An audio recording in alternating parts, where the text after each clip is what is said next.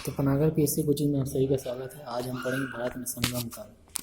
भारत में संगम काल का जो हिस्ट्री जानेंगे, है ना, इसके बारे में पढ़ेंगे। कौन कौन से काल इसमें, मतलब कौन कौन से राजवंश थे इसमें सम्मिलित थे, संधि, जिनको हम संगम काल के रूप में जानते हैं। तो संगम काल प्रथम ईस्वी से आपका लेकर आपका 12वीं ईस्वी तक, प्रथम शताब्दी से मतलब 12वीं शताब्दी ईस्वी तक आपका संगम काल माना जाता है। प्रथम ईस्वी से लेकर 1200 ईस्वी तक। तो इसमें बताता हूँ मैं कौन कौन सा जो है, जो काम की चीज़ हैं, जो राजवंश है इसमें सम्मिलित थे। संगम काल क्या है, इसमें 3 राजवंश थे, चोल, चेर और पांड्य। कौन थे? दक्षिण में हम लोग दक्षिण भारत का देखेंगे, उत्तर शामिल नहीं हुआ इसमें, सिर्फ दक्षिण भारत में रहेंगे।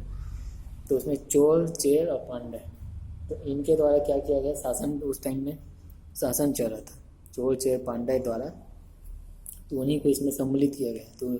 तो क्या कहलाते हैं, हमारे संगम काल कहलाते हैं। तो ये चलिए मैं इसका बताते चलता हूँ कौन कौन से राजवंश इसमें सम्मिलित थे। तो 3 वंश इसमें सम्मिलित थे, 3 वंश थे इसमें, एक तो चोल, चेर और पांड्य। 3 राजवंश इसमें शामिल थे, तीन थे। कितने थे? 3 राजवंश शामिल थे। क्या थे? शामिल थे। तो शामिल होने के कारण इसको क्या कहा गया? संगम काल कहा गया। क्या कौन कौन से काल कहा गया? इसको संगम काल कहा गया इसको। तो संगम का मतलब क्या होता है? ये जो संगम दिया है, इसको संगम का एक अर्थ भी होता है इनका। संगम का मतलब संघ भी होता है। पहला तो संघ या परिषद या गोष्ठी।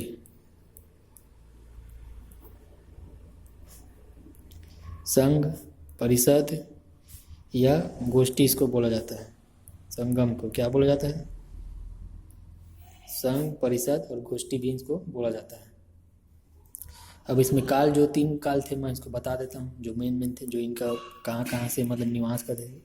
पहला चेर, है ना, चेर वंश का बताता हूँ। तो ये चेर राजवंश था। क्या था? एक चेर राजवंश था। ये स्थान कहाँ है आपका? केरल में। इसको याद रखना। चेर एक शासन राजवंश था, इसी में इसका बता रहा हूँ। पहला चेर राजवंश था आपका कहाँ? केरल में। ठीक है, केरल के कहाँ? वांजी, जगह का नाम वांजी था।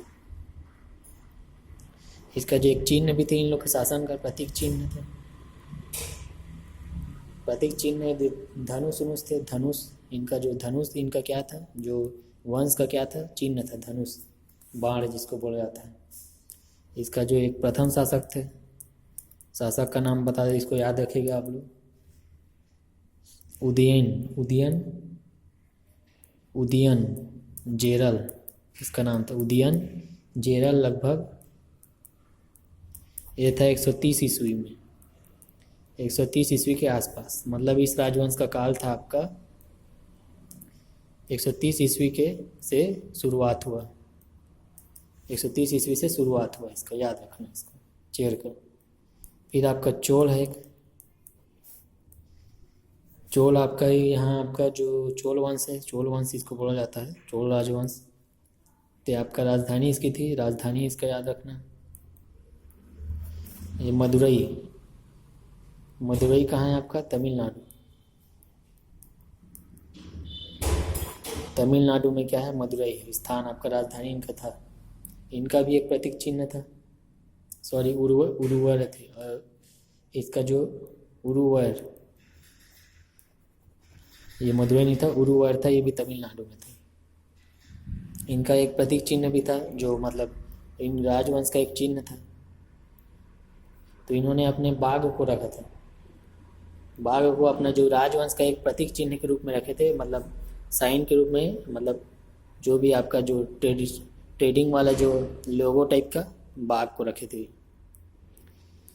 एक वंश था जो पांड्य वंश बताया इसमें, पांड्य वंश था। अब पांड्य वंश में राजधानी कहाँ थी आपका? मदुरई।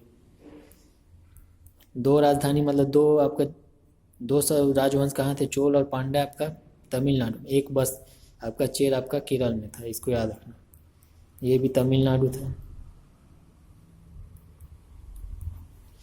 तमिलनाडु में था, इसको याद रखिए। प्रतीक चिन्ह इसका क्या था?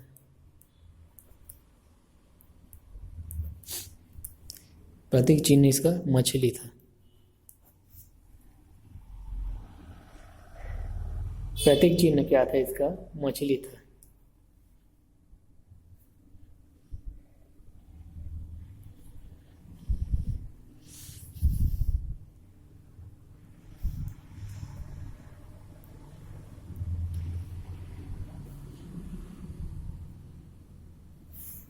क्या था इसका? मछली इसका प्रतीक चिन्ह था। जाने इसको। तो इन तीनों संघों को, तीनों जो संघ थे, तीनों वंश के, जो ये तीनों वंश को क्या कहा जाता? संगम काल कहा जाता। जो संघ था इनका, जो संघ में थे, मतलब संगम काल कहा जाता। इसी टाइम में जो इन लोग का वंश था ना, 3 सम्मेलन भी बुलाए गए थे। क्या? नोट करके याद रखना, 3 सम्मेलन बुलाया गया था।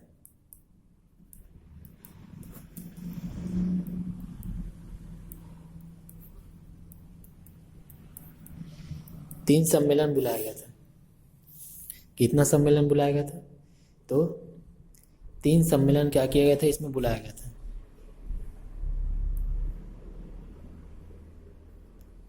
देखिए 3 सम्मेलन कौन कौन से थे, नोट करके याद रखिए इसको।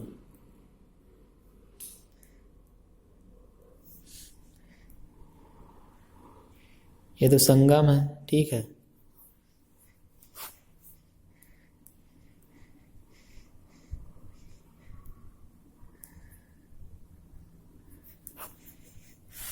ठीक है, याद रखिए 3 सम्मेलन बुलाया गया था इसके समय में, इसको याद रखिए। समझे मैं जो बोल रहा हूँ? इसमें 3 सम्मेलन बुलाया गया था, इसको याद रखना। अब 3 सम्मेलन कौन कौन थे मैं इसको बताता हूँ, कहाँ कहाँ हुआ था।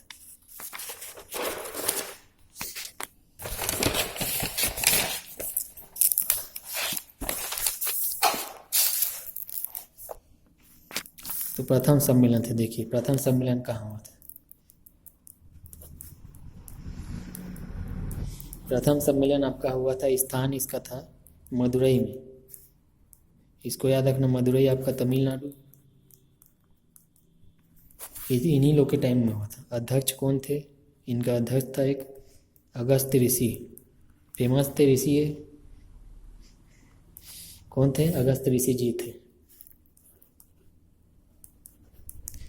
द्वितीय सम्मेलन एक हुआ था, स्थान क्या था इसका? द्वितीय सम्मेलन जो हुआ ना, एक कपाटपुरम जगह का नाम था, कपाटपुरम।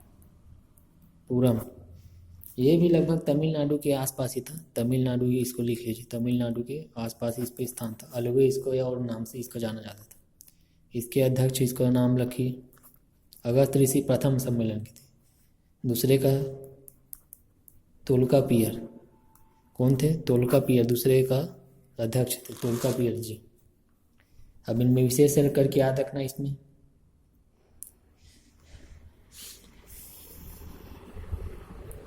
जो तोलक पीएम है, एक विशेष करके याद रखना इसमें, ये तोलकापियर द्वारा ही एक तोलक पीएम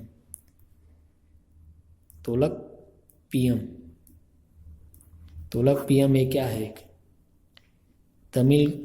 तमिल लोग का, जो तमिलियन का व्याकरण ग्रंथ है, व्याकरण का एक ग्रंथ है तमिल का, जो आपका तमिल भाषा है ना, जो उन लोग के द्वारा बोला जाता है, उनका व्याकरण ग्रंथ कौन सा है? तोलक पीएम। और तोलक पियर तमिलनाडु का ही है, स्थान में हुआ था कपाटपुरम, जगह का नाम है। एक तीसरा नंबर का हुआ था आपका तृतीय सम्मेलन, इसमें ये याद रखिए आप।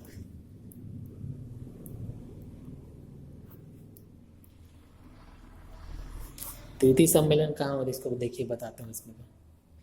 तृतीय सम्मेलन भी आपका मदुरई में हुआ था, इसको याद रखना। 2 मदुरई में हुआ है, मदुरई तमिलनाडु। मदुरई कहाँ? तीनों आपका तमिलनाडु में हुआ है, तीनों सम्मेलन कहाँ हुआ है? तमिलनाडु में हुआ। इसके अध्यक्ष कौन थे? अध्यक्ष का नाम याद रखना आप, नक्कीर। एक नक्कीर नाम के थे, नक्कीर है ना। इनमें जो एक विशेष करके याद रखना, एक विशेष करके याद रखिए, इसमें नोट करके इसी में इनका इनमें जो सम्मेलन हुआ था इसमें विशेष क्या दिया था। जो सम्मेलन हुआ था उसमें तो तोलकपियम तमिल व्याकरण ग्रंथ इसमें संकलित हुआ। क्या हुआ, इसको संकलित किया गया।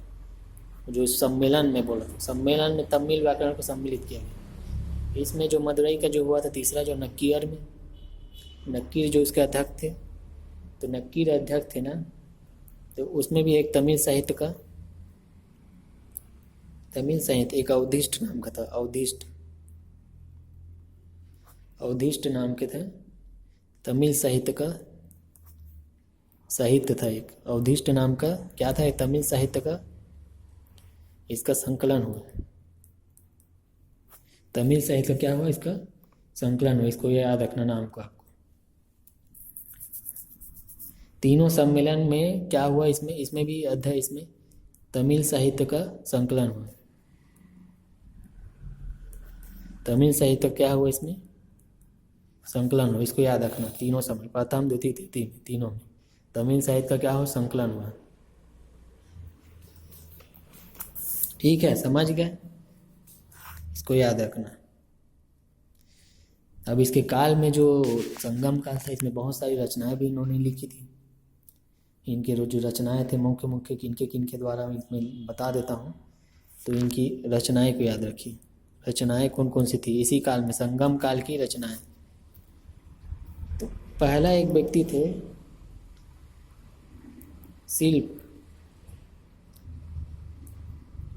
शिल्पदिकारम,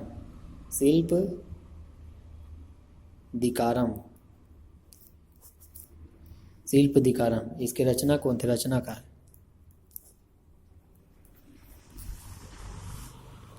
इलागो आदिकल।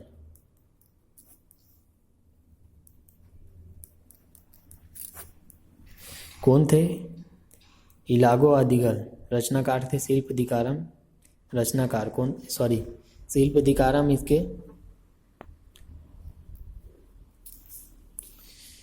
शिल्पदिकारम ये रचना है इसकी, क्या है, एक रचना है। और रचनाकार कौन थे, इलागो आदिगल द्वारा इसको लिखा गया है। किसको लिखा गया है, शिल्पदिकारम को। इसको याद रखना। ये क्या है, एक ये महाकाव्य है। ये क्या है, एक महाकाव्य है। किसका, तमिल का, तमिल साहित्य का पहला हो गया, पहला तमिल साहित्य का संकलन। इसमें पहला जो तमिल का क्या है, महाकाव्य है। इसको याद रखना आपको। इस ग्रंथ में क्या दिया, इस शिल्पदिकारम में, इसमें उल्लेख किया गया। इसमें एक बता देता हूँ, इसमें जो एक पवित्र पत्नी है, पवित्र पत्नी का उल्लेख किया गया। इसमें पवित्र पत्नी की इसकी पूजा की प्रतिष्ठा, जो उसकी जो पूजा करता है, मतलब पूजा करती है, जो उसकी पवित्र पत्नी द्वारा क्या किया, जो पूजा किया जाता है उसकी, और उस पूजा की प्रतिष्ठा को क्या किया गया है, उल्लेख किया गया इसमें शिल्पदिकारम में। रचना कौन है, महाकाव्य भैया, पहला तमिल का, ये फेमस है, पहला फेमस है इसका। इसको याद रखना आपका। दूसरा नंबर में आप याद रखना, एक था मणिमेखले।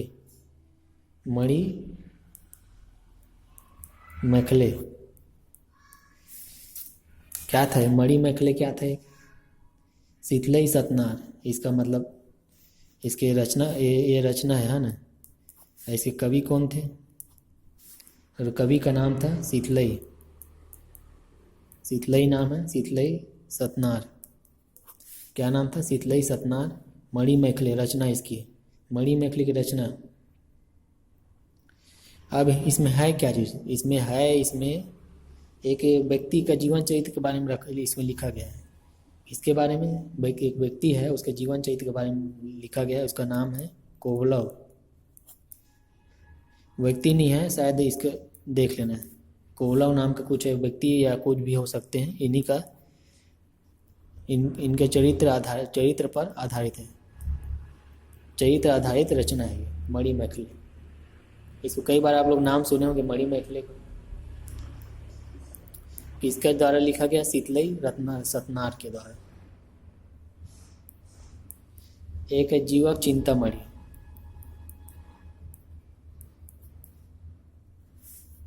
जीवक चिंतामणि रचना रचना है। इसके कवि कौन है? इसके कवि कौन है? तिरुत्तम एक तिरुत्तर थे मेरे ख्याल से, याद आ रहा है अभी मेरे को। अजीब टाइप का तो नाम था, तिरुक्क देवर ऐसे याद रखना। तिरुत्त और देवर, इसको याद रखना। तिरुत्तक देवर, इसको याद रखना बस। कवि थे।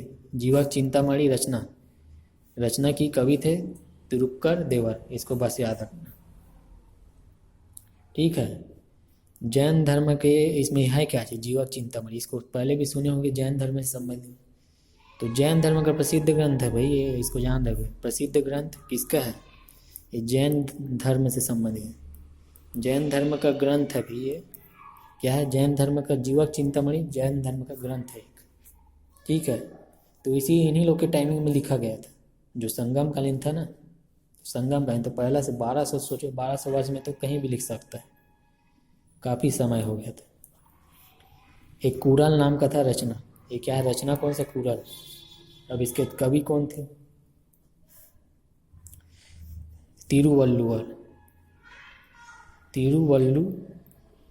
तिरुवल्लुवर इसके रचनाकार थे, कवि थे। इसी को तमिल बाइबिल बोला जाता है, तमिल का बाइबिल कुराल को। एक कुरान टाइप का नाम होता है ना, कुरान टाइप का नाम लग रहा है, लेकिन तमिल का बाइबिल है भाई, यही विशेष रूप से इसको याद रखना। तमिल का बाइबिल कौन है? कुराल। तो ये तो हो गया भाई, इसकी रचनाएं हो गई। अब एक था उत्तर प्राचीन काल, जब चोल का एक और प्रशासन था, उसमें चोलों का, उसका थोड़ा अलग से डिटेल में बता देता हूँ।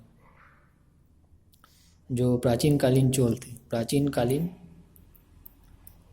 चोल, इसी के अलग से मतलब इनका प्रशासन तो मैं बता देता हूँ। या द्वितीय चोल, ये उत्तर प्राचीन कालीन, उत्तर जब आया, और पहले जो चोल थे वो अलग थे, ये द्वितीय काल था इसका। द्वितीय चोल थे मतलब दूसरे नंबर के चोल कहलाते थे, इसको याद रखना, अलग है ये। इनके पहले प्रथम चोल, उनका जब शासन था वो अलग थे। ये 850 से 1200 ईस्वी तक इसका शासनकाल चला चोल का। अब इनकी जो मैं बताया, तो राजधानी क्या थी इनकी? राजधानी इनकी तंजौर थी, इनको याद रखना। तंजौर आपकी राजधानी, तमिलनाडु। राजधानी कहाँ थी? तंजौर में।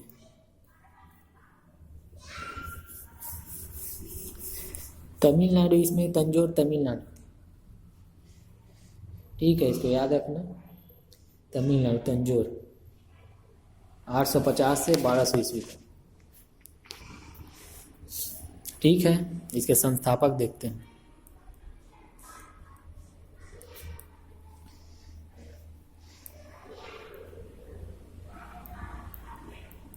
विजयालय, एक संस्थापक कौन थे? विजयालय नाम के थे, और इसने नर केसरी की उपाधि धारण की।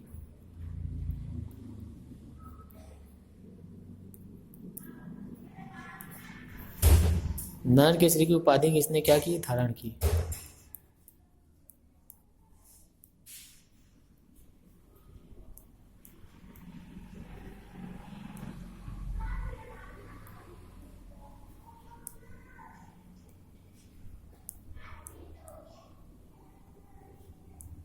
क्या किए? नर केसरी की उपाधि धारण की। किसने? इसी ने की, विजयालय, इसको याद रखना।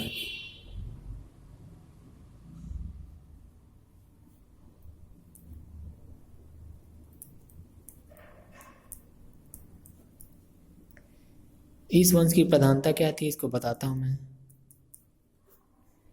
प्रधानता जो श्रेय जाता है इसको, परांतक प्रथम को।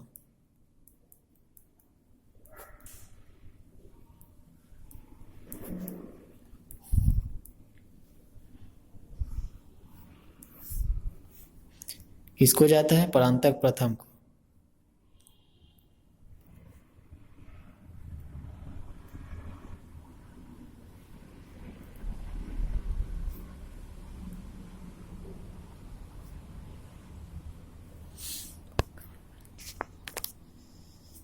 इस वंश की प्रधानता क्या थी? परांतक प्रथम का नाम था उसमें, इसको याद रखना। सॉरी, जो जो मतलब श्रेय जाता है जिसको, मतलब प्रधानता का श्रेय मतलब इसको जाता है, जो मतलब प्रधान कौन थे? परांतक प्रथम को जाता है इसको। ठीक है, इसको याद रखना। चोल वंश के जो काफ़ी मतलब फेमस थे, समझिए, प्रधान थे परांतक प्रथम। और संस्थापक कौन थे? विजयालय नाम था। नरकेसरी की उपाधि इसने धारण की थी। राजधानी कहाँ था? तंजौर, तमिलनाडु में। जो काल था 850 से 1200 ईस्वी तक चोल का था, इसको याद रखना। 850 से 1200 तक। प्रसिद्ध शासक इसमें थे, प्रसिद्ध शासक में इनमें थे राजा राज प्रथम। वो राजा भोज अलग है ना, जो मालवा के शासक थे वो राजा भोज अलग है, ये राजा राज प्रथम।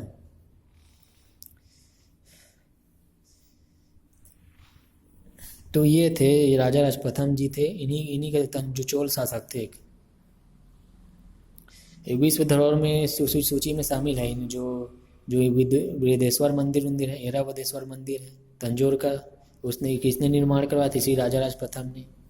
तो इसके लिख देता हूँ इसमें, जो निर्माण का इसने मंदिर बनवाए कई सारे, अपने टाइमिंग में कई सारे इसने मंदिर बनवाए थे, जैसे कि बृहदेश्वर मंदिर,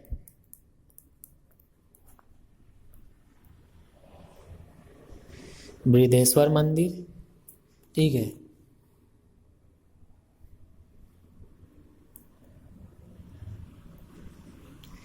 तंजौर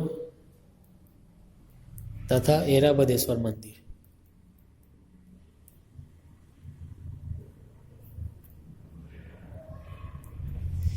बृहदेश्वर मंदिर, तंजौर तथा ऐरावतेश्वर मंदिर। जो बृहदेश्वर मंदिर तंजौर में, ऐरावतेश्वर मंदिर कहाँ है आपका? तंजौर में भी, इसको भी याद रखना। ठीक है, निर्माण करवाया, क्या किया? निर्माण करवाया। ठीक है, इसको याद रखना।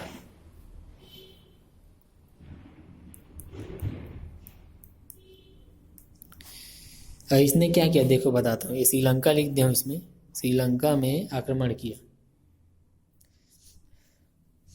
श्रीलंका में क्या किया इसने? आक्रमण किया। इसने राजा राज प्रथम ने क्या किया?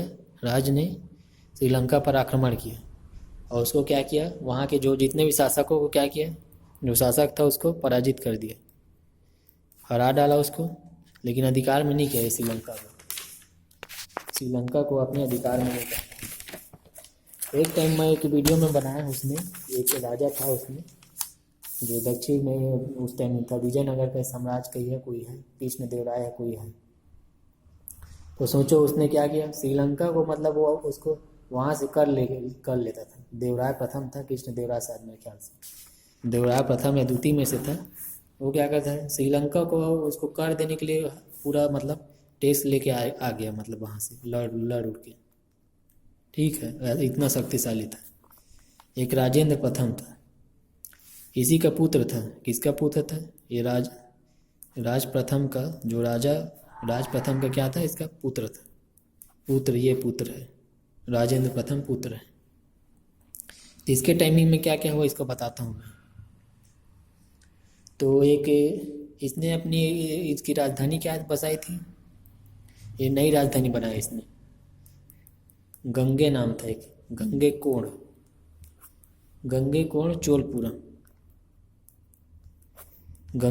चोलपुरम इसकी क्या थी? राजधानी बनाया थी। अब इसने क्या किया? गंगा घाटी, इसने क्या किया? एक गंगा घाटी के अभियान मतलब चलाया इसने। क्या किया इसने? गंगा घाटी के समीप जो रह रहे थे उस टाइमिंग में अभियान चलाया। क्या चलाया? अभियान चलाया। अभियान की सफलता प्राप्त की इसने। गंगा घाटी के समीप अभियान चला, वहां जाके क्या किया? सफलता प्राप्त की। और गंगे कोट चोल की क्या, किसने क्या की? उपाधि धारण की। गंगे कोट चोल की क्या की उपाधि इसने धारण की, इसको याद रखना। गंगा घाटी के समीप अभियान चलाया है ना, कौन चलाया आपका, ये राजेंद्र प्रथम। गंगे कोट चोलपुरम उसकी राजधानी बसाया, और गंगा घाटी जो घाटी के समीप क्या अभियान चलाया, और चलाने के दौरान इसको गंगे कोट चोल की उपाधि इसको धारण दी, मतलब प्रदान किया गया। और कहाँ किया गया, कावेरी के तट पर। कावेरी के तट पर गंगे चोट कोट चोल इसको मतलब मिला। एक गंगा घाटी, पता नहीं कौन सा गंगा घाटी को बोल रही है, इसका कोई कन्फ्यूजन भी रहता है इसमें।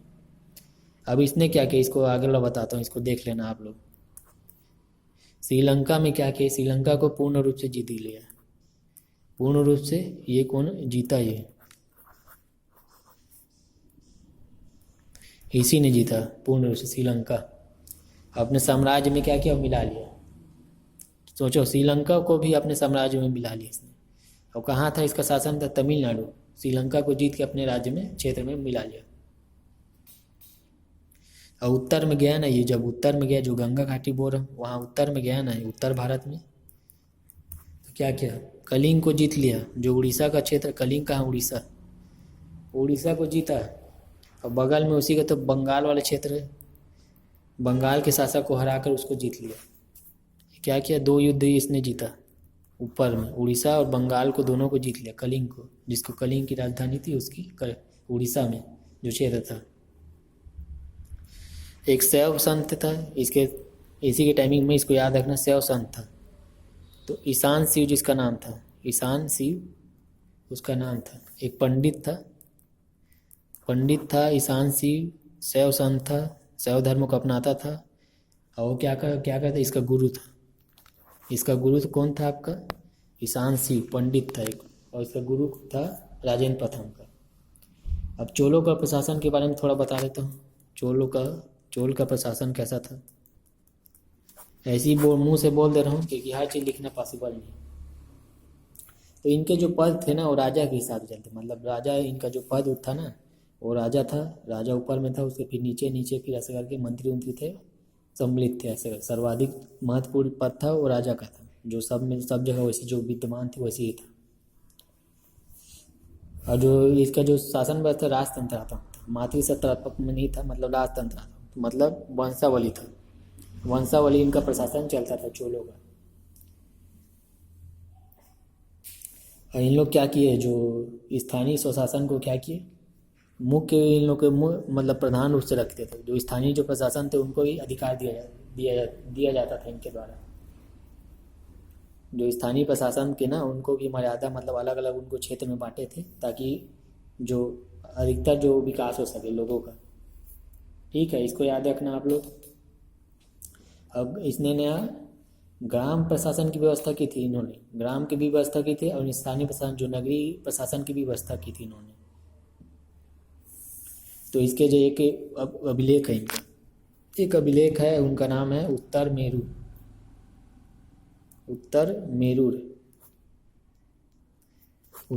के अभिलेख का नाम है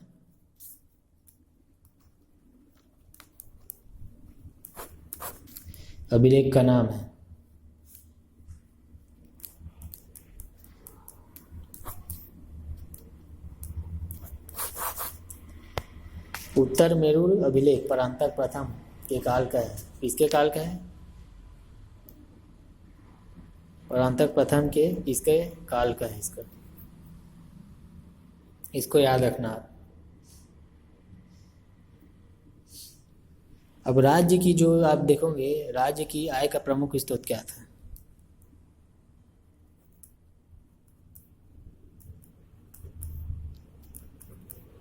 राज्य की आय का प्रमुख स्रोत क्या था इसमें, इसको याद रखना।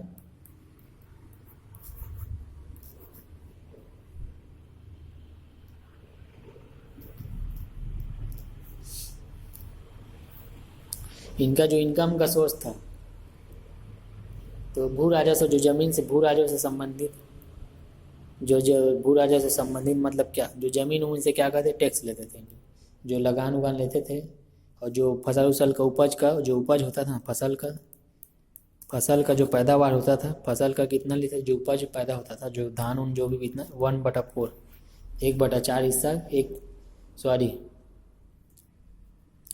हाँ लगभग 1/3 लेते थे, लेकिन से लेकर 1/4 तक था इन लोग मतलब उपज लिया जाता है इनके द्वारा, इसको याद रखना।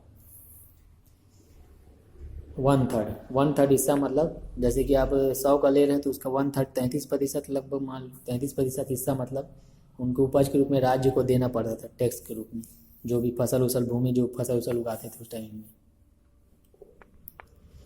तो ये चोल काल में स्त्रियों की थोड़ी, स्त्री इन लोग के उस टाइमिंग में ना बेहतर थी, स्त्रियाँ इन लोग थोड़ा मर्यादित थे। इनके पहले जो चोल शासक थे उसमें उतना मर्यादित